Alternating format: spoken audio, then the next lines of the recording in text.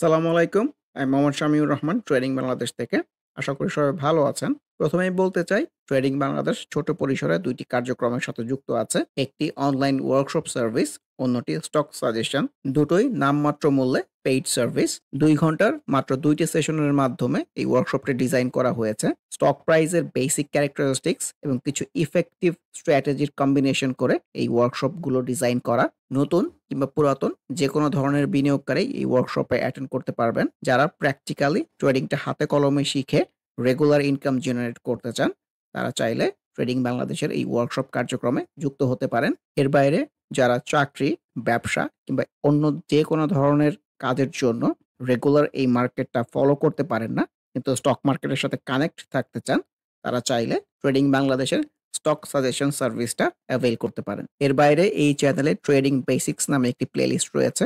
এটি মূলত ট্রেডিং শেখার প্লেলিস্ট। ক্যান্ডেলস্টিক এবং এর বিভিন্ন প্যাটার্ন, বিভিন্ন effective strategy, for example moving average trading strategy, upswing এর বিভিন্ন ফেজ এবং এই ফেজে ট্রেড প্ল্যান করার কোনো স্কোপ আছে কিনা, কিংবা বাউন্স ব্যাক ক্যান্ডেলগুলো কেমন হতে পারে, এসব সহ ট্রেডিং সংক্রান্ত বিভিন্ন বিষয়ের উপর ভিডিও দেয়া আছে। যে যেখানে আছেন সেখান থেকেই ট্রেডিং বেসিক্স প্লেলিস্টটি ফলো করে ট্রেডিং সম্পর্কে আইডিয়া নিতে পারেন। আলোচনার শুরুতে যদি ইন্ডেক্সটা নিয়ে বলতে চাই, সিনারি তো ভালো না, যে কোনো বাউন্স ব্যাকই ফ্রুটফুল হচ্ছে না। সো নিচের দিকে চলে আসতেছে, ডাউন সুইংটা আসলে অনেক লম্বাই হচ্ছে। সো নিচের এই সাপোর্টের জায়গাগুলো আছে, সো এগুলো রেসপেক্ট করে কিনা এটা দেখার বিষয়। অলরেডি কিন্তু এই ডাউন সুইং এর ৩টা ফেজ হয়ে গেছে। এখানে একটা বাউন্স ব্যাক করার চেষ্টা ছিল, ফ্রুটফুল হয় নাই। এখানেও ছিল, ফ্রুটফুল হয় নাই। এটা সিগনিফিক্যান্ট ওয়েতে ছিল, এটাও ফ্রুটফুল হয় নাই। তারপরের দিনে কেন ভালো আসে না, যে দিকে চলে আসতেছে। তো ৪ নাম্বার ফেজের দিকে যাচ্ছে। সো ওভারঅল সিনারিও তো আসলে মোটেই ভালো না। সবসময় যেটা বলি যে ডাউন সুইং এর ট্রেড না নেওয়াটাই ওয়াইজ। খুব স্মার্ট হলে অল্প কোয়ান্টিটি ট্রেড ট্রাই করা যেতে পারে। আলোচনা শুরুতে যদি ফার্স্ট প্রাইম মিউচুয়াল ফান্ড নিয়ে বলি, ও কিন্তু গন্ডির ভেতরেই আছে, পড়ে যাচ্ছে না। এটা একটা পজিটিভ বিষয়। সো আমরা কিন্তু এর আগেও এই ধরনের সিনারিও থেকে ভালো একটা আপসুইং হতে দেখেছি। তো আমার কাছে মনে হচ্ছে এই ধরনের একটা সিনারিওর দিকে হয়তো যাচ্ছে। তো এটা অবজারভেশনের মধ্যে রাখা যেতেই পারে। আমার এটার ক্ষেত্রেও এটাকে একটা রিটেস্ট সিনারিও বলতে চাই। একটা বাউন্স ব্যাক, তারপর দিনে খারাপ সিনারিও, তারপরে আরেকটা রিটেস্ট, যেহেতু ভলিউমগুলো অ্যাক্টিভ করতে পেরেছে। Let's see. এবি ব্যাংকের ক্ষেত্রেও আমি এটাকে রিটেস্ট সিনারিও বলতে চাই, যে একটা বাউন্স ব্যাক টাইপের ক্যান্ডেল, তারপর দিনে খারাপ ক্যান্ডেল, আবার একটা বাউন্স ব্যাকের চেষ্টা। Let's see. একমি ল্যাবের ক্ষেত্রে বলতে চাই জায়গাটা ভালোই লাগতেছে, নিচে উইক আসতেছে। সো নিচে উইক আসাতেও মানে একটু হলেও বায়ার অ্যাক্টিভিটি আছে। সো উপরে ট্রেড প্ল্যান করার চেয়ে আমার কাছে মনে হয় নিচে ট্রেড প্ল্যান করাটা মোর ওয়াইজ। দেখছি আফতাবটো অনেক লালের পরে কিন্তু একটা সুন্দর সবুজ টাইপের ক্যান্ডেল এসেছিল, ভলিউমটাও ছিল, কিন্তু মোটেও ফ্রুটফুল হয় নাই। AIL looks very good. নতুন করে ওর কিন্তু ট্রেডটা শুরু হয়েছে, যদিও আমার ইন্টেনশন ছিল একটু ডাউন ট্রেন্ডের দিকে, কিন্তু এই ক্যান্ডেল দিয়ে কিন্তু ও প্রুফ করে দিয়েছে ওর এখনো ট্রেন্ড ইজ অন, ভলিউমটাও গেইন করতে পারতেছে।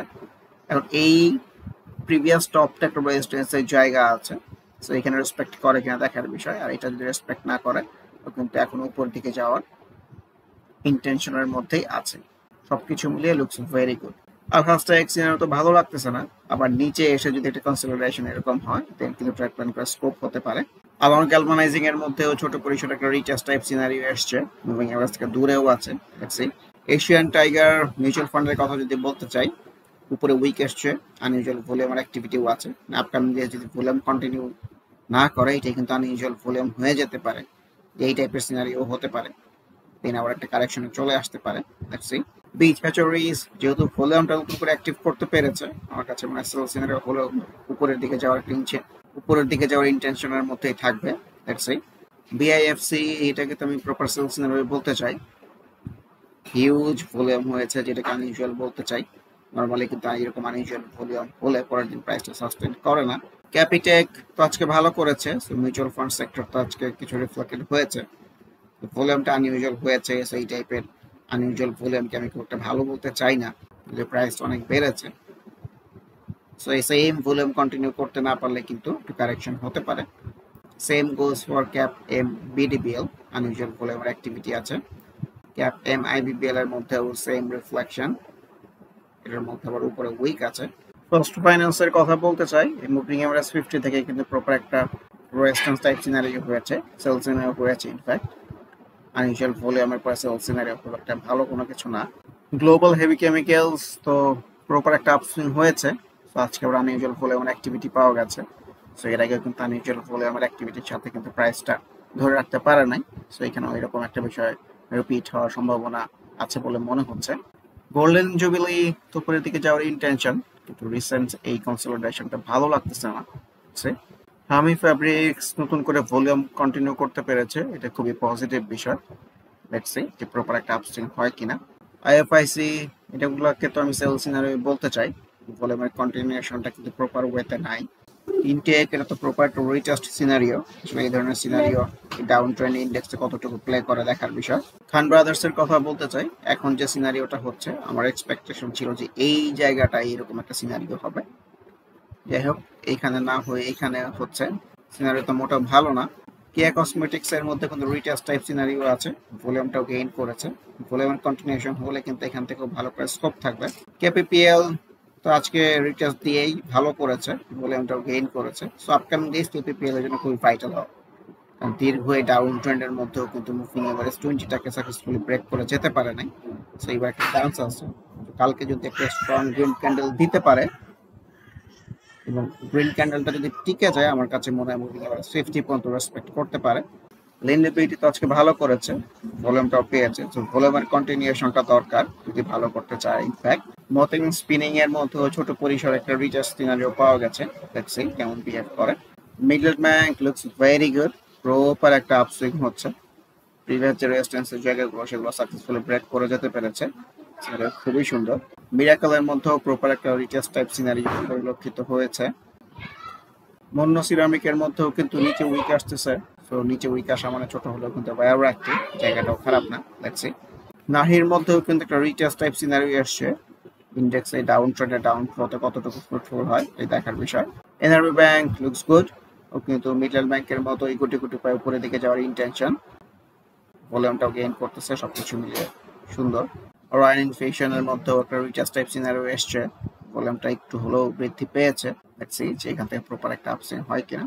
ফরেক্স ফাইন্যান্স মিউচুয়াল ফান্ডের কথা বলতে চাই, এই প্রিভিয়াস সুইং টপের জায়গা থেকেই কিন্তু রেজিস্ট্যান্স পেয়েছে। যে ভলিউমগুলো অ্যাক্টিভ আছে, সাপ্লাইমেন্ট ডেজ বলে যদি সেম অ্যাক্টিভ থাকে, আমার কাছে মনে হয় ভালো করে স্কোপ আছে। কিন্তু কারেন্ট সিচুয়েশন যদি বলি, আমি এটাকে প্রপার একটা সেল সিনারিও বলতে চাই। সিপার্লের কথাও বলতে চাই, ডেফিনেটলি অবজারভেশনের মধ্যে রাখা যেতে পারে, একটা গন্ডির মধ্যেই কিন্তু ঘোরাফেরা করতেছে। ইম্পর্টেন্ট পার্ট হচ্ছে যে মুভিং এভারেজ 20 আর 50 কিন্তু মোটামুটি একই জায়গায় চলে আসছে। সো এই ধরনের ক্ষেত্রে কিন্তু ব্রেকআউট দিতে পারলে, এই জায়গাটাকে ব্রেকআউট দিতে পারলে একটা আপসুইং হওয়ার সম্ভাবনা সৃষ্টি হতে পারে। কারণ প্রাইস খুব খারাপ আসছে এরকম কিন্তু না, অনেকদিন ধরেই কিন্তু একটা গন্ডির মধ্যে ঘোরাফেরা করতেছে, এটা একটা উল্লেখযোগ্য বিষয়। এসআইসিএল এর কথা বলতে চাই, যে প্রপার একটা সেলস নেওয়ার পরে কিন্তু কারেকশন না হয়ে উপরের দিকে যাওয়ার intention, looks very good. Same tax যেহেতু ভলিউমের অ্যাক্টিভিটি কমে গেছে, ক্যান্ডেল খুব একটা ভালো আসতেছে না, আর এই জায়গাগুলো ক্রস করে যেতে পারতেছে না, পজিটিভ খুব একটা মনে হচ্ছে না। সেনা কল্যাণের মধ্যে কিন্তু উপরের দিকে যাওয়ার ইন্টেনশন। সোনারগাঁ আজকে ভালো করেছে, ভলিউমটা যদি কন্টিনিউ থাকে, আমার কাছে মনে হয় একটু উপরের দিকে যেতে পারে। ভলিউমের কন্টিনিউশনটা খুবই ভাইটাল হবে আপকামিং ডেজ। আজকে তো ম্যাক্সিমাম লিমিট পর্যন্ত ছিল, প্রাইসটা হয়তো অ্যাডজাস্টেড হয়ে নিচে চলে আসছে। তো স্ট্রিফার কথাও বলতে চাই, নতুন করে ভলিউম গেইন করেছে। ক্যান্ডেলও যে খুব একটা খারাপ এসছে এরকম কিন্তু না, ভলিউমের কন্টিনিউশন থাকলে ডেফিনেটলি ভালো করে স্কোপ থাকবে। ওয়েস্টার্ন মেরিয়ান শিপইয়ার্ড জায়গাটাকে আমার কাছে ভালো লাগতেছে, কারণ ট্রেন্ড লাইনের সাপোর্টের একটা জায়গা আছে, এর আগে এইসব জায়গা থেকে ছোট হলে আপসুইং হতে দেখেছি। সো এরকম একটা জায়গার মধ্যেই আছে। Let's see. লো পেইডের মধ্যে স্টাইল ক্রাফটের কথা বলতে চাই, ইন্টেনশন কিন্তু উপরের দিকে যাওয়ার। Let's see. বর্তমান সময়ে আসলে মার্কেটটা নিয়ে খুব একটা কিছু বলার মতো আছে এরকম মনে হচ্ছে না, যেহেতু সব বাউন্স ব্যাক গুলো ফ্রুটফুল হচ্ছে না। সেই রেফারেন্স থেকে তিনটা স্টক নিয়ে একটু বলতে চাই, যে ম্যাক্সিমাম স্টকের সিনারিও আসলে এরকমই, যেমন এসএল স্টিল, ফরচুন এবং ম্যাক্সাম। এই বাউন্স ব্যাক গুলো কিন্তু মোটেও ফ্রুটফুল হয় নাই। সো আপসুইং হলেও কিন্তু মুভিং এভারেজ মতো একটা এক্সপেকটেশন ছিল, পরের দিন খারাপ করেছে, আজকে খারাপ করেছে। সেম গোস ফর ফরচুন, এর সাথে আফটারবোর্ডও দেখা যেতে পারে। ম্যাক্সনের ক্ষেত্রে কিন্তু সেম, এটা কনভেনশনাল সাপোর্টের জায়গা থেকে কিন্তু বাউন্স করেছিল, করে যে উপর পর্যন্ত যাবে সেটা কিন্তু যায় না। সো এজ এ হোল পুরো মার্কেটের অবস্থায় কিন্তু এরকম, ইন্ডেক্স বলেন, ম্যাক্সিমাম স্টক বলেন। পরিশেষে লাইফ ইন্স্যুরেন্স সেক্টরের কিছু স্টক নিয়ে কথা বলতে চাচ্ছি। প্রথমেই হচ্ছে রূপালী লাইফ। এর আগে ওই যে এই জায়গাটার থেকে বলতেছিলাম যে এই জায়গা থেকে ভালো করে একটা স্কোপ আছে। এই খারাপের মধ্যেও তো আসলে ভালোই করতেছে।